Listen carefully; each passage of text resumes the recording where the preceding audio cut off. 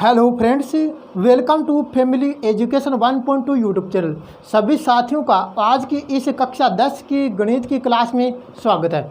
दोस्तों, आज हम अध्याय 11 का जो 11.6 प्रमेय है उस प्रमेय को सिद्ध करेंगे, जिसमें आपको कोण समरूपता का नियम सिद्ध करना है। जिसमें आपको क्या करना है, कोण समरूपता का नियम सिद्ध करना है। दोस्तों, उससे पहले आप अगर आप नए हैं इस चैनल पे, तो आप अभी इस चैनल को सब्सक्राइब करिए, वीडियो लाइक व अपने दोस्तों को शेयर करें। तो चलते हैं दोस्तों अपने प्रमेय की तरफ। 11.6 प्रमेय है। कौन सा प्रमेय दोस्तों? प्रमेय है 11.6 प्रमेय, और जिसमें क्या दे रखा है, ए समरूपता का नियम, या फिर आप ऐसे भी कह सकते हैं, ऐसे भी एग्जाम में आ सकता है कि सिद्ध कीजिए कि यदि दो त्रिभुजों के संगत कोण समान हो, तो वो परस्पर समरूप होते हैं। यह प्रमेय हमें सिद्ध करना है, या फिर दो समान कोण के समरूपता का नियम भी कह सकते हैं इसे। तो दोस्तों, सबसे पहले हमें ये देखना है कि आपके पास दो त्रिभुज हैं। कितने त्रिभुज हैं दोस्तों? दो त्रिभुज हैं। एक तो आपका ये त्रिभुज ABC है, एक तो दोस्तों आपके पास ये त्रिभुज है A, B और C। दूसरा आपके पास त्रिभुज ये है,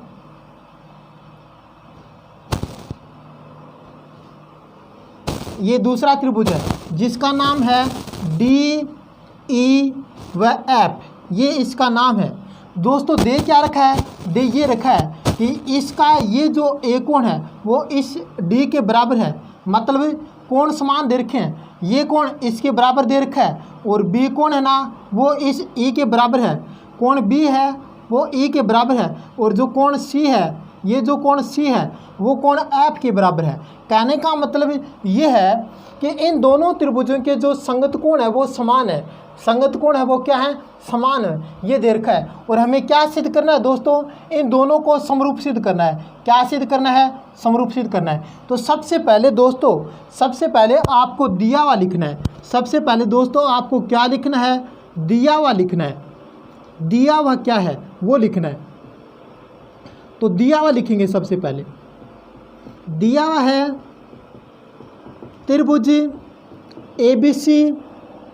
ABC व त्रिभुज DEF में। ध्यान से देखिए दोस्तों, आपको ये देखा है कि इसका ए कोण है वो इस डी के बराबर है। इसका ए कोण है वो किसके बराबर है? डी के बराबर है। और इसका जो ये बी कोण है वो किसके बराबर है? ई के बराबर है। और इसका जो सी कोण है वो किसके बराबर है? एफ के बराबर है। ये आपको दे रखा है। ये तो आपको दे रखा है कि इन दोनों त्रिभुजों के जो संगत कोण है वो समान है, बराबर है। आपको सिद्ध क्या करना है? दोस्तों? सिद्ध करना है। क्या सिद्ध करना है? त्रिभुज ABC है ना, ABC, इसके समरूप आपको सिद्ध करना है त्रिभुज DE और F। मतलब ये दोनों त्रिभुज आपको समरूप सिद्ध करना है। क्या सिद्ध करना है? समरूप सिद्ध करना है। अब दोस्तों, उसके बाद आपको इसमें रचना करनी पड़ेगी। क्या करनी पड़ेगी दोस्तों? रचना करनी पड़ेगी। और जो रचना किस टाइप से करोगे वो ध्यान से देखिए दोस्तों। इस DEF त्रिभुज के अंदर जो DE भुजा है, इस पे आप कोई बिंदु इस प्रकार लेंगे। जो यहाँ कोई बिंदु P ले लिया,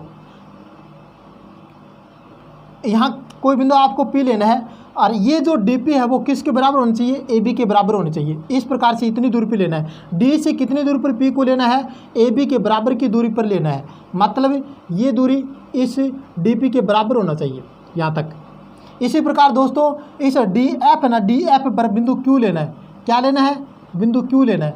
और वो भी किस प्रकार से लेना है? मतलब DQ की जो दूरी है वो AC के बराबर होनी चाहिए। DQ की दूरी किसके बराबर होनी चाहिए? AC के बराबर होनी चाहिए। और फिर इन दोनों बिंदुओं को ऐसे मिला देना है। इन दोनों बिंदुओं को क्या कर देना है? मिला देना है। ये आपको रचना में लिखना है और आपके समझ में आ गया होगा। क्या कहा मैंने कि इस डी ई भुजा पर बिंदु पी लेना है और किस प्रकार से लेना है कि इस ए बी के बराबर क्या होना चाहिए, डी पी होना चाहिए। इसी प्रकार इस डी एफ भुजा पर बिंदु क्यू लेना है। क्या लेना है, बिंदु क्यू लेना है और किस प्रकार से लेना है कि ए सी के बराबर क्या होना चाहिए, डी क्यू होना चाहिए। ए सी के बराबर क्या होना चाहिए, डी क्यू। और ये दोनों बिंदु लेकर के फिर क्या कर देना है, मिला देना है। ये आपको रचना में लिख देना है। लिखेंगे डी ई पर बिंदु पी व डी एफ पर बिंदु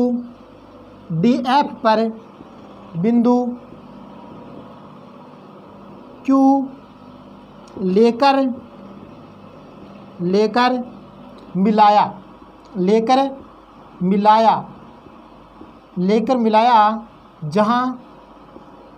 जहाँ ए बी के बराबर क्या है, जहाँ ए बी के बराबर तो होना चाहिए डी पी, जहाँ ए बी बराबर में डी पी तथा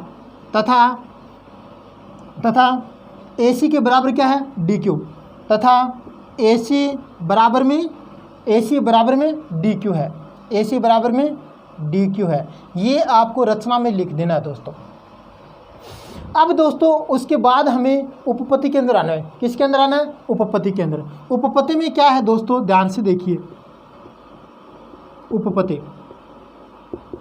उपपत्ति में ध्यान से देखिए दोस्तों, आपको ये दो त्रिभुज दिखाई दे रहे होंगे। एक तो कौन सा त्रिभुज, ये अपना ए बी सी त्रिभुज। कौन सा त्रिभुज, ए बी सी त्रिभुज। दूसरा त्रिभुज आपको डी पी क्यू लेना है। कौन सा त्रिभुज लेना है, डी पी क्यू। ऐसे लिखोगे उपपत्ति के अंदर, त्रिभुज ए बी सी व त्रिभुज डी पी क्यू में। ध्यान से देखिए दोस्तों, ए बी सी व त्रिभुज डी पी क्यू में आप सभी को पता है कि कौन ए के बराबर तो कौन डी दिया है, कौन ए के बराबर कौन डी दिया है।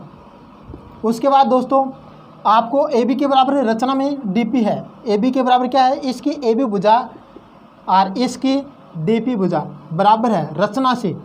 दोनों रचना से ये दोनों बराबर हैं, रचना से, क्योंकि रचना में हमने ए बी और डी पी को बराबर बता रखा है। उसके बाद दोस्तों, उसके बाद इसका जो ए सी है वो किसके बराबर है, ए सी किसके बराबर है, डी क्यू के बराबर। ए बी किसके बराबर है दोस्तों, डी क्यू के बराबर है। ये भी किससे, रचना से। किससे दोस्तों, रचना से। अब ध्यान दीजिए दोस्तों, आपको इन दोनों चित्रों में देखना है। अगर आपने 9th क्लास के अंदर स्थिरांक समता का नियम पढ़ा है, कौन सा नियम, SAS। कौन सा नियम, SAS स्थिरांक समता का नियम। उसमें क्या होता है, यदि दो त्रिभुजों के कोई एक कोण तो बराबर हो तथा उन दोनों कोणों को जो बनाने वाले जो भुजाएं हैं वो भी अगर आपस में बराबर हों तो वो दोनों त्रिभुज स्थिरांक सम होते हैं। तो आप यहाँ पे लिख सकते हो, अतः SAS मतलब साइड एंगल साइड, भुजा कोण भुजा स्थिरांक समता के नियम से, स्थिरांक समता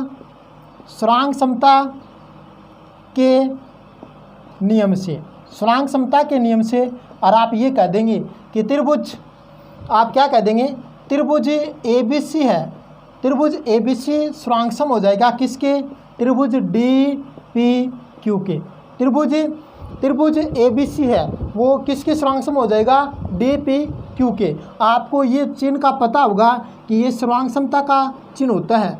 किसका चिन्ह होता है, स्थिरांक समता का चिन्ह होता है। अगर मान लीजिए ये दोनों त्रिभुज स्थिरांक सम है, अगर ये दोनों त्रिभुज स्थिरांक सम है तो फिर इनके संगत कोण बराबर होंगे। तो संगत कोण का मतलब इसका जो ये बी कोण है वो किसके बराबर हो जाएगा, पी के। बी कोण, ये जो बी कोण है वो किसके बराबर हो जाएगा, पी के। और तथा ये जो सी कोण है, ये सी कोण है वो किसके बराबर हो जाएगा, क्यू के। सी कोण किसके बराबर हो जाएगा, क्यू के। ये बराबर हो जाएगा। तो आप मुझे बताइए, जबकि आपको ये पता है, जबकि हम जानते हैं या दिया हुआ है, जबकि कोण बी के बराबर क्या है, कोण बी के बराबर कोण ई है। कोण बी के बराबर क्या है, कोण ई है। आपको ये दे रखा है, बी के बराबर किसको बता रखा है, ई को बता रखा है। और सी के बराबर किसको बता रखा है, कोण सी के बराबर क्या है, कोण एफ है, कोण सी के बराबर कोण एफ है, ये दिया हुआ है। तो देखना दोस्तों, यहाँ देखना ये कोण बी के बराबर है, हमने सिद्ध कर लिया, मतलब समान त्रिभुजों के संगत कोण बराबर होते हैं, तो ये कोण इसके बराबर है और बी के बराबर ई है, तो ये दोनों कोण बराबर हो जाएंगे ना। तो लिखेंगे अतः कोण पी के बराबर क्या हो जाएगा दोस्तों, कोण पी के बराबर कौन सा कोण हो जाएगा, ई हो जाएगा। क्यों, क्योंकि ये दोनों कोण वो किसके बराबर हैं, बी के बराबर, तो आपस में क्या हो जाएंगे, बराबर हो जाएंगे। कोण पी के बराबर कोण ई हो जाएगा तथा कोण क्यू के बराबर कोण क्यू के बराबर क्या हो जाएगा, कोण एफ हो जाएगा। मतलब ये दोनों कोण सी के बराबर हैं, तो दोनों आपस में क्या हो जाएंगे, बराबर हो जाएंगे। जबकि ये दोनों देखना ये दोनों बराबर हैं, ये दोनों भी बराबर हैं, जबकि ये क्या है, जबकि ये संगत कोण है, संगत कोण भी है। संगत कोण के बारे में मैंने बता रखा है कि ये दोनों संगत कोण है। अगर संगत कोण है और बराबर हैं तो ये भुजा इसके समांतर हो जाएगी। जबकि ये संगत कोण है, क्या है, ये संगत कोण है, जबकि ये संगत कोण है, तो अतः संगत कोण है, तो अतः पी क्यू के समांतर क्या हो जाएगा दोस्तों, पी क्यू के समांतर ई एफ हो जाएगा, पी क्यू के समांतर क्या हो जाएगा, ई एफ हो जाएगा। तो हमने क्या कर लिया, अभी तक कहाँ तक पहुँच गए, हमने इस त्रिभुज के अंदर पी क्यू को किसके समांतर सिद्ध कर लिया, ई एफ सिद्ध कर लिया। पी क्यू को किसके समांतर सिद्ध कर लिया, ई एफ के समांतर सिद्ध कर लिया। तो आपको पता है कि अगर एक त्रिभुज में कोई एक रेखा किसी एक भुजा के समांतर हो तो वह अन्य दो भुजाओं को एक अनुपात में विभाजित करता है। कौन सा प्रमेय कहता है दोस्तों, ये अपना आधारभूत समानुपातिक प्रमेय ऐसा कहता है। तो यहाँ पे इस पे आप आधारभूत समानुपातिक प्रमेय लागू कर लोगे, किस पर, इस पर। तो ये साफ कर रहा हूँ मैं दोस्तों, आपको ध्यान से देखना है कि अब त्रिभुज किस में आएंगे, हम त्रिभुज इस डी ई एफ के अंदर आना है। डी ई एफ में ध्यान से देखिए कि हमने ये सिद्ध कर लिया है। अब आपको ये लिखना है, अब त्रिभुज डी ई एफ में हमने ये सिद्ध कर लिया है कि पी क्यू है ना, पी क्यू वो किसके समांतर है, पी क्यू किसके समांतर है दोस्तों, ई एफ के। हमने सिद्ध कर लिया है, कर लिया ना दोस्तों, ये हमने सिद्ध कर लिया है, सिद्ध किया है। अब ध्यान दीजिए दोस्तों, अपना जो इस पर आधारभूत समानुपातिक प्रमेय लागू हो जाएगा। कौन सा प्रमेय लागू हो जाएगा, आधारभूत समानुपातिक प्रमेय लागू हो जाएगा इस पे, जो हमने पहले ही सिद्ध कर लिया है। आधारभूत समानुपातिक प्रमेय से हम ये कह देंगे कि डीपी बट्टा पीई बराबर में क्या हो जाएगा, डी क्यू बट्टा क्यू एफ। ये हमने इस प्रमेय से हो गया। तो दोस्तों इसको आप उल्टा भी कर सकते हैं या ऐसे भी लिख सकते हैं, पीई ऊपर लिख देंगे और डीपी नीचे लिख देंगे। इसी प्रकार क्यू एफ ऊपर लिख देंगे और डी क्यू नीचे लिख देंगे।